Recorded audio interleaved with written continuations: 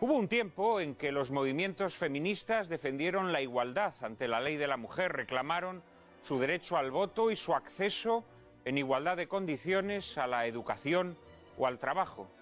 El derecho, en definitiva, a participar en todos los ámbitos sociales sin padecer discriminaciones. Pero hoy las reivindicaciones del feminismo son muy distintas y todas ellas se acogen bajo el paraguas de la llamada ideología de género, que como todos los totalitarismos que en el mundo han sido, aspira a completar una labor de ingeniería social. ¿Y qué propugna la ideología de género? Pues propugna que la diferencia entre los sexos no es algo natural, sino el producto de prácticas sociales represoras que conviene aniquilar. Propugna que la diferencia sexual entre el varón y la mujer no es una realidad innata propia del ser humano y que solo existen géneros, es decir, roles sociales optativos en la conducta sexual del individuo. Para la ideología de género, el sexo no es algo determinado por el nacimiento, sino la consecuencia de una elección o deseo. Por lo tanto, cada persona puede elegir libremente el género al que le gustaría pertenecer según la orientación sexual que en cada momento o etapa de su vida le atraiga más.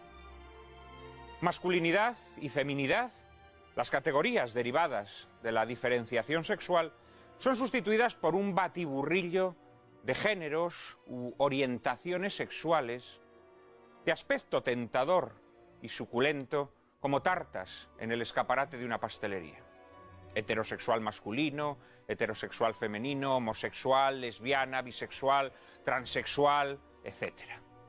La heterosexualidad se contempla incluso con suspicacia, pues es vista como una supervivencia propia de lo que la ideología de género denomina sociedad patriarcal. Y ni siquiera se considera indispensable para la procreación, porque según postula la ideología de género, la reproducción biológica debe controlarse, erradicarse incluso, con técnicas que liberen a la mujer de la tiranía de la maternidad. Para la ideología de género, la plena igualdad entre hombres y mujeres no se logrará hasta que se dominen los condicionamientos biológicos, para lo cual es preciso que la mujer tenga el pleno control de la reproducción, incluyendo el aborto discrecional. Y esta ruptura con la biología exige también que la mujer se libere de los hombres. Por eso muchas de las reivindicaciones de la ideología de género se plantean como una lucha contra los hombres, a quienes se considera enemigos. Las relaciones de pareja se convierten así en relaciones de rivalidad, de dominio, de conflictividad constante, que hacen de la familia el escenario de una batalla. En realidad, lo que pretende la ideología de género no es mejorar la situación de la mujer, sino separar a la mujer del hombre y destruir la identificación de sus intereses con los de la familia a la que pertenece. Pretende, en fin, convertir la familia en un vivero de odios, en el que al hombre se le adjudica el papel de opresor de la mujer. Luego, cuando el odio ya se haya adueñado del ámbito familiar, la ideología de género presentará el enfrentamiento entre los sexos, con sus amargas secuelas de violencia y crimen, como consecuencia de la subsistencia de la familia natural, cuando en realidad es más bien el producto fatal de su destrucción. La ideología de género es, como el marxismo o el nazismo, una ideología alimentada por el odio. Ya no a una clase o raza determinada, sino a aquellas relaciones humanas fundadas en la complementariedad y el amor. Y puesto que para la ideología de género la diferencia sexual es la primera alienación del ser humano, su obsesión mayor consiste en destruir aquellas instituciones que se basan en la idea de diferencia sexual, es decir, el matrimonio y la familia. En apenas unos pocos años se han redefinido los conceptos de matrimonio y familia y se han aprobado leyes que reformatean y desvirtúan estas realidades básicas de la sociedad. También se han puesto en marcha nuevas leyes educativas que imponen la perspectiva de género de forma transversal, conculcando de esta manera el derecho de los padres para elegir el tipo de educación que desean para sus hijos. Para la ideología de género es prioritario el control de la educación y los medios de comunicación social. De este modo se asegura el adoctrinamiento de la sociedad desde abajo, mediante una banalización del sexo que deja de ser una expresión de la donación mutua entre hombre y mujer para erigirse en elemento de realización personal individual, lograda en la satisfacción del propio deseo.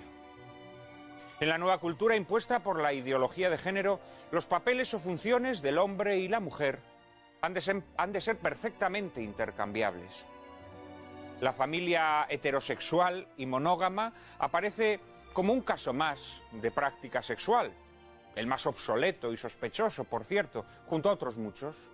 La familia redefinida libremente, al hilo de nuestras apetencias, y se equiparan con la familia natural diferentes formas de unión que se fundan en contratos acordados entre individuos. Contratos, por supuesto, rescindibles, como conviene a una nueva utopía de hedonismo que preconiza la consecución de la felicidad a través de la exaltación del deseo sexual, sin límite legal, moral o incluso corporal alguno. Chesterton vislumbró el triunfo de esta utopía monstruosa hace casi un siglo, cuando auguró que no tardaría en proclamarse una nueva religión que a la vez que exaltase la lujuria, prohibiese la fecundidad. Tal religión ya ha sido instaurada, y toda la panoplia legal desplegada en los últimos tiempos, reconfiguración de la institución matrimonial, consagración del llamado derecho a la salud reproductiva y sexual, educación para la ciudadanía, etc., no tiene otro afán sino otorgar cobertura jurídica a una revolución ideológica que trata de cambiar radicalmente la sociedad, moldeando la esfera interior de las personas. La ideología de género ha encontrado una vía de penetración imparable en las sociedades humanas a través de la actividad desplegada por la Organización de Naciones Unidas y de las sucesivas conferencias internacionales que a su amparo han establecido las pautas para su implantación universal. Tales pautas han sido asumidas como propias por la izquierda, que tras el fracaso del socialismo real ha incorporado a su agenda política la ideología de género como un sustitutivo idóneo de las causas que tradicionalmente había defendido. Y como suele suceder, la derecha no ha hecho sino asumir lacayunamente en su discurso una versión edulcorada o diluida de esta misma ideología, temerosa de perder el tren de la modernidad. En unos pocos años, España se ha convertido en el campo de ensayo de todas las propuestas de la ideología de género, que se van imponiendo paso a paso, implacablemente, como si se hubiese diseñado un plan premeditado para ello. Nos hallamos ante la ideología política más antisocial que ha creado el hombre, una ideología que desarticula los vínculos naturales, que destruye nuestra propia humanidad y entroniza una sociedad atomizada de individuos que en su búsqueda de satisfacción personal se cierran a la vida y se convierten en carne de consultorio psiquiátrico.